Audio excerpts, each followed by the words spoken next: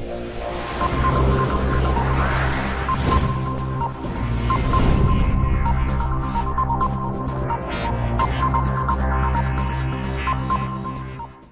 दोस्तों, स्वागत है आप सभी का आपके अपने चैनल ऑनलाइन मित्रा हिंदी में। मैं हूं आपका दोस्त हेमंत। दोस्तों, आज की इस वीडियो में आप देखेंगे सीआरटी टीवी में कौन कौन से वोल्टेज चेक करना ज़रूरी है और कितने वोल्टेज कहां पर मिलते हैं, इसको हम बारीकी से समझेंगे इस वीडियो में। तो दोस्तों, ये है सीआरटी टीवी का किट और इस पर हम वोल्टेज चेक करेंगे कहाँ पर कितने वोल्टेज मिलेंगे। तो ये है दोस्तों हमारे पास सीआरटी टीवी का किट। दोस्तों, इस वीडियो में हम एक चाइना किट के वोल्टेज नापेंगे और जो भी ब्रांडेड किट होते हैं दोस्तों, एलजी, सलोरा, उनमें दोस्तों कुछ वोल्टेज डिफरेंट होंगे। तो इसमें हम आज सीआरटी टीवी जो चाइना किट है उसके वोल्टेज चेक करेंगे। सबसे पहले दोस्तों इस सीआरटी टीवी किट के सेक्शंस के बारे में जान लेते हैं, कहाँ कहाँ पे कौन से सेक्शन है। तो ये देखिए दोस्तों, ये है पावर सप्लाई का सेक्शन। ये इतना पावर सप्लाई का प्राइमरी सेक्शन है और ये साइड वाला सेकेंडरी साइड है और यहाँ पे जो प्रीसेट लगा हुआ है वो फीडबैक सर्किट है और ये इतना सेकेंडरी साइड का है पावर सप्लाई का। और ये है दोस्तों साउंड सेक्शन, ये इतना साउंड सेक्शन का सर्किट है। और ये है वर्टिकल सेक्शन का, ये वर्टिकल का आईसी लगा हुआ है। ये इतना सारा कंपोनेंट्स जो लगा हुआ है ये वर्टिकल सेक्शन के कंपोनेंट्स है, यहाँ पे जितने भी कैपेसिटर और रेजिस्टर्स लगे हैं। और ये है दोस्तों horizontal driver section, horizontal section में आता है ये ड्राइवर ट्रांसफार्मर। और ये है आउटपुट सेक्शन हॉरिजॉन्टल आउटपुट का। और ये है दोस्तों ईएसटी, ये सभी हॉरिजॉन्टल सेक्शन में आते हैं।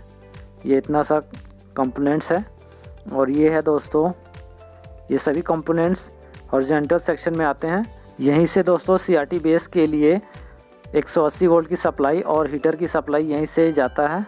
और ये है दोस्तों सीआरटी बेस का सेक्शन, यहाँ से आरजीबी रेड, ग्रीन और ब्लू कैथोड के सिग्नल्स एम्पलीफाई होके पिक्चर ट्यूब को जाते हैं। और ये है दोस्तों इसका processor IC, system IC, main IC कह सकते हैं इसको।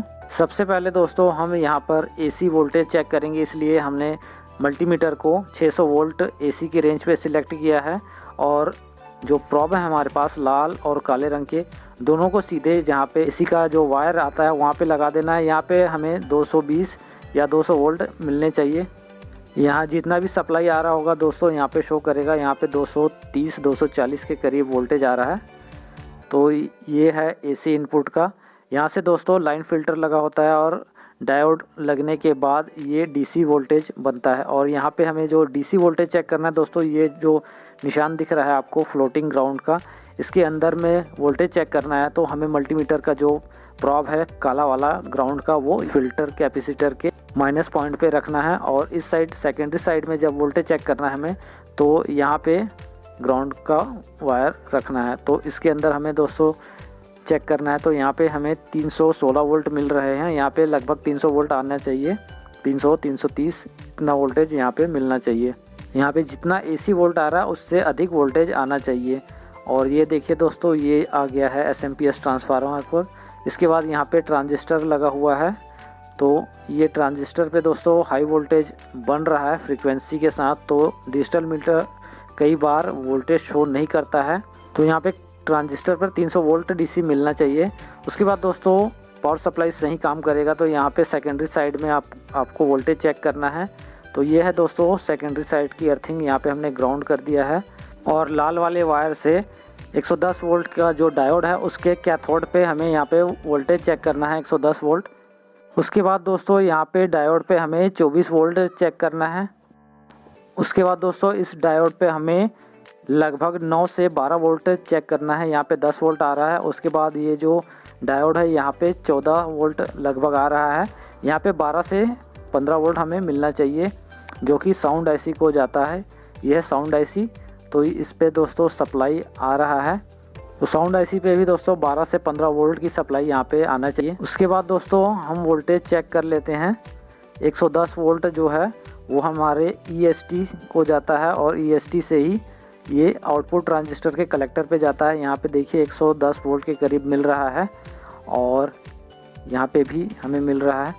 तो उसके बाद दोस्तों ये ईएसटी सेक्शन ये पूरा सही काम करता है। तो ईएसटी सेक्शन से दोस्तों 180 वोल्ट की सप्लाई बनता है, जो कि हमारे CRT बेस को जाता है। तो ये है दोस्तों 180 वोल्ट की लाइन, यहाँ पे एक डायोड लगा हुआ है और कैपेसिटर लगा हुआ है। फिर ये देखिए दोस्तों यहाँ पे 150 वोल्ट के करीब मिल रहा है, यानी कि 150 से 180 वोल्ट आपको यहाँ पे मिलना ज़रूरी है। और यही EST से दोस्तों हमें 4 वोल्ट AC मिलेगा, जो कि फिलामेंट को जाएगा, पिक्चर ट्यूब के फिलामेंट को जलाने के लिए। तो ये देखिए यहाँ से हमें 4 वोल्ट AC मिल रहा है, ये AC सप्लाई मिलता है दोस्तों यहाँ पे। तो ये हमारे पिक्चर ट्यूब के फिलामेंट को जाएगा, हीटर को जाएगा। और उसके बाद दोस्तों यहाँ पे हमें ABL का वोल्टेज मिलेगा, यहाँ पे लगभग 10 वोल्ट मिल रहा है। ये ABL सर्किट को यहाँ से जाता है दोस्तों। उसके बाद दोस्तों यहाँ पे हम 24 वोल्ट सप्लाई को देख लेते हैं। ये 24 वोल्ट सप्लाई हमें यहाँ पे वर्टिकल IC को जाता है दोस्तों। वर्टिकल IC पे यहाँ पे 24 वोल्ट की सप्लाई मिलना चाहिए। और बहुत सारे टीवी सेट्स में दोस्तों ये वर्टिकल IC को सप्लाई EST सेक्शन से प्लस और माइनस 14 वोल्ट की सप्लाई मिलता है। तो यहाँ पे ज़्यादातर चाइना किट में यहीं से पावर सप्लाई से 24 वोल्ट की सप्लाई मिलता है और ब्रांडेड किट में प्लस और माइनस 14 वोल्ट की सप्लाई मिलता है। अब हम CRT बेस पे वोल्टेज चेक कर लेते हैं दोस्तों। यहाँ पे हमें लगभग 150 से 180 वोल्ट DC मिलना चाहिए दोस्तों।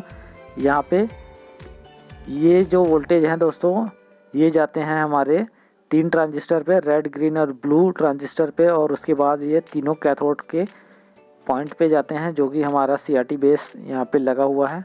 और ये जो 4 वोल्ट AC ये हमारे हीटर को सप्लाई जाता है। तो यहीं से देखिए दोस्तों, ये जो कनेक्टर है इस पे 8 से 9 वोल्ट सप्लाई आता है और ये एक ट्रांजिस्टर पे जाता है। और यहीं से दोस्तों और जो वायर लगे हुए हैं RGB के, रेड, ग्रीन और ब्लू के, यहाँ पे लगभग 1 वोल्ट से लेके 2.5 वोल्ट तक, लगभग 2.5 वोल्ट 3 वोल्ट तक आपको यहाँ पे रेड, ग्रीन और ब्लू के यहाँ पे सिग्नल मिलेंगे। ये सभी ट्रांजिस्टर के बेस पे जाता है, रेड, ग्रीन और ब्लू, जो कि यहाँ पे हमारे प्रोसेसर IC मेन IC से रेड, ग्रीन, ब्लू सिग्नल के साथ, वीडियो सिग्नल के साथ ये जो वोल्टेज आते हैं। और ये जो वोल्टेज है 150 वोल्ट से लेके 180 वोल्ट, ये सभी ट्रांजिस्टर के कलेक्टर पे जाएंगे। रेड, ग्रीन और ब्लू तीनों ट्रांजिस्टर के कलेक्टर पे जाएंगे और कलेक्टर से ही दोस्तों ये बेस के पॉइंट पे चले जाएंगे, यहाँ पे CRT बेस पे। यहीं से दोस्तों ये तीनों कैथोड के पॉइंट पे चले जाएंगे, यहाँ पे हमारा बेस लगा है, यहाँ से पिक्चर ट्यूब में चले जाते हैं। तो हमें यहाँ पे बेस पे भी वोल्टेज चेक करने हैं और उसके बाद हमें यहाँ पे तीनों कैथोड पे भी वोल्टेज मिलने चाहिए। इसके बाद दोस्तों हम यहाँ पे ग्राउंड कर लेते हैं हमारे ब्लैक वायर को। और ये जो हमारा फ्रंट पैनल का जो IR सेंसर है उस पे हमें 5 वोल्ट मिलना चाहिए और एक पॉइंट इसका ग्राउंड रहता है, दूसरे पॉइंट से हमें आउटपुट सिग्नल इसका मिलता है। जब रिमोट से हम इसको चेक करेंगे तब यहाँ पे हमें वोल्टेज मिलना चाहिए। और ये जो फ्रंट पैनल के जो स्विच हैं उस पे हमें 5 वोल्ट मिलना चाहिए। और जब टीवी ऑन कंडीशन में रहेगा तो यहाँ ट्यूनर के VC पॉइंट या MB पॉइंट वहाँ पे लिखा होगा, वहाँ पे 5 वोल्ट सप्लाई मिलना चाहिए। दोस्तों आजकल ट्यूनर का कोई काम नहीं रहता टीवी में, इसलिए चाइना किट में ट्यूनर नहीं लग के आ रहा है। तो यहाँ पे हमारे मेमोरी IC पे भी 5 वोल्ट सप्लाई आना चाहिए। आप यहाँ पे देख सकते हो 9 वोल्ट सप्लाई मिल रहा है हमें। 9 वोल्ट का ये रेगुलेटर ट्रांजिस्टर है और ये जो हमारा 10 वोल्ट की सप्लाई लाइन है यहाँ पावर सप्लाई से, यहाँ से ये जो लाइन आ रहा है डायरेक्ट एक 9 वोल्ट रेगुलेटर ट्रांजिस्टर पे जाता है और यहाँ से 9 वोल्ट सप्लाई रेगुलेट होता है। और फिर यहीं से दोस्तों एक और जो रेगुलेटर ट्रांजिस्टर लगा है 5 वोल्ट का, यहाँ से एक रेजिस्टेंस के द्वारा यहाँ पे फिर से एक रेजिस्टेंस लगा हुआ है यहाँ से यहाँ। और उसके बाद दोस्तों यहाँ पे 5 वोल्ट रेगुलेटर ट्रांजिस्टर यहाँ से वोल्टेज बनाता है, जो कि फिर से मेन IC को हमें सप्लाई देता है, जो कि हॉरिजॉन्टल ऑसिलेटर और वर्टिकल ऑसिलेटर को एक्टिवेट करता है। ये जो 10 वोल्ट सप्लाई है दोस्तों, 10 से 12 वोल्ट की सप्लाई जो है वो इस रेगुलेटर ट्रांजिस्टर पे आता है और सीधे ये देखिए यहाँ से इस ट्रांजिस्टर पे आता है। यहाँ पे ट्रांजिस्टर और जीनर लगा हुआ है, ये 5 वोल्ट सप्लाई बनाता है। और उसके बाद ये मेमोरी IC पे जाता है और ट्यूनर के प्लस MB पॉइंट पे जाता है। और यहीं से दोस्तों ये फ्रंट पैनल का जो IR सेंसर है उसको जाता है और फ्रंट पैनल के स्विच पे भी जाता है। और यहाँ पे देखिए दोस्तों, ये जो स्टैंड बाई ट्रांजिस्टर है इसके कलेक्टर पे 9 वोल्ट सप्लाई मिलता है, किसी में 12 वोल्ट सप्लाई मिलता है। तो ये जो 9 वोल्ट है इस 9 वोल्ट रेगुलेटर ट्रांजिस्टर से यहाँ से आ रहा है। देखिए दोस्तों, ये यहाँ से आके इसके कलेक्टर पे मिलता है 9 वोल्ट, यहाँ पे देखिए। और इसके बेस पे 0 वोल्ट है। जब टीवी ऑन कंडीशन में रहेगा तो इसके बेस पे वोल्टेज 0 रहेंगे, तब टीवी हमारा ऑन होता है। टीवी जब स्टैंड बाई मोड में रहेगा यानी कि ऑफ रहेगा तो इसके बेस पे आधा वोल्ट लगभग आ जाएंगे और इसके जो 9 वोल्ट सप्लाई आ रहे हैं कलेक्टर पे वो बंद हो जाएगा और 9 वोल्ट और 5 वोल्ट दोनों रेगुलेटर को ये बंद कर देगा। तो आप देख सकते हैं दोस्तों, ये जो 5 वोल्ट सप्लाई है वो सीधे ही यहाँ पे IC पे जा रहा है। ये देखिए, इस IC के बाद दोस्तों यहाँ पे एक जंपर लगा हुआ है। जंपर के बाद ये हमारे मेमोरी IC पे आ गया है और मेमोरी IC के बाद ये जो 5 वोल्ट की लाइन है वो इस तरह से यहाँ से जा रहा है, यहाँ से IC पे वापस जा रहा है और यहीं से आगे बढ़ते हुए हमारा जो फ्रंट पैनल के जो IR सेंसर हैं और फ्रंट पैनल के जो स्विच हैं उस पर सप्लाई देने जा रहा है। तो यहाँ पे सप्लाई 5 वोल्ट हमेशा रहता है, जब टीवी स्टैंड बाई मोड में रहता है तब भी रहता है। तब यहाँ से दोस्तों वो स्टैंड बाई या ऑन का सिग्नल यहाँ से रिसीव करके मेमोरी में और मेन IC में पहुँचाता है, तब यहाँ पे सिग्नल आपको मिलता है। हमने यहाँ पे स्टैंड बाई मोड में कर दिया है रिमोट से, तो ये देखिए यहाँ पे लगभग आधा वोल्ट मिल रहा है और यहाँ से ये वोल्टेज आता है IC से, यहाँ पे लगभग 1 वोल्ट आ रहा है। तो इसके बेस पे जैसे आधा वोल्ट आएंगे तो ये सारे जो 5 वोल्ट और 9 वोल्ट के रेगुलेटर को बंद कर देगा। तो इसके कलेक्टर पे भी वोल्टेज 0 आ रहे हैं। जैसे हम टीवी को ऑन करेंगे तो इसका बेस का वोल्टेज 0 हो जाएगा और इसके कलेक्टर पे 9 वोल्ट आ जाएंगे। तो ये देखिए दोस्तों, यहाँ पे जो 9 वोल्ट रेगुलेटर है इस पर भी कोई वोल्टेज नहीं आ रहा है। स्टैंड बाई मोड में ये सभी वोल्टेज को स्विच कर देता, ऑफ कर देता है। तो ये 9 वोल्ट रेगुलेटर का जो इनपुट है 10 वोल्ट वो आ रहा है बस, और इसके जो आउटपुट वोल्टेज नहीं आ रहे हैं। जैसे हम स्टैंड बाई मोड से इसको रिलीज़ करेंगे तो ये देखिए दोस्तों, यहाँ पे 5 वोल्ट सप्लाई मिलता रहेगा हमेशा, टीवी स्टैंड बाई में रहे या कहीं भी रहे। तो यहाँ से ये मेमोरी IC इस पर सब पे वोल्टेज रहता है हमेशा। और जैसे ही देखिए दोस्तों हमने स्टैंड बाई रिलीज़ कर दिया है, टीवी को ऑन कर दिया है, तो यहाँ पे कलेक्टर पे 9 वोल्ट आ गया स्टैंड बाई ट्रांजिस्टर के और इसके बेस पे वोल्टेज 0 हो गए। और उसके बाद देखिए दोस्तों, ये हमारा 9 वोल्ट का रेगुलेटर काम करने लगा है और 5 वोल्ट का रेगुलेटर भी काम करने लगता है। तो इस तरह से दोस्तों ये काम करता है। दोस्तों मैं आपको ड्राइवर ट्रांजिस्टर और ड्राइवर ट्रांसफार्मर की सप्लाई बताना भूल गया। ये यहाँ से 24 वोल्ट की लाइन से ही जाएगा जो कि वर्टिकल IC को जाता है और यहीं से एक रेजिस्टर लगा हुआ है और यहाँ पे देखिए लगभग 14 वोल्ट मिल रहे हैं ड्राइवर ट्रांसफार्मर के प्राइमरी कॉइल पे।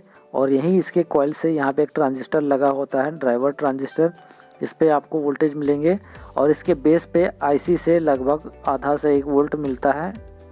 उसके बाद ये जो सर्किट काम करता है दोस्तों, ये ट्रांसफार्मर से थोड़े से वोल्ट निकलते हैं और ये आउटपुट ट्रांजिस्टर के बेस पर पहुंचता है। ये वोल्टेज जब तक बेस पर नहीं पहुंचेगा दोस्तों हमारा ESC सेक्शन काम नहीं करेगा, ESC सप्लाई नहीं बनेगा।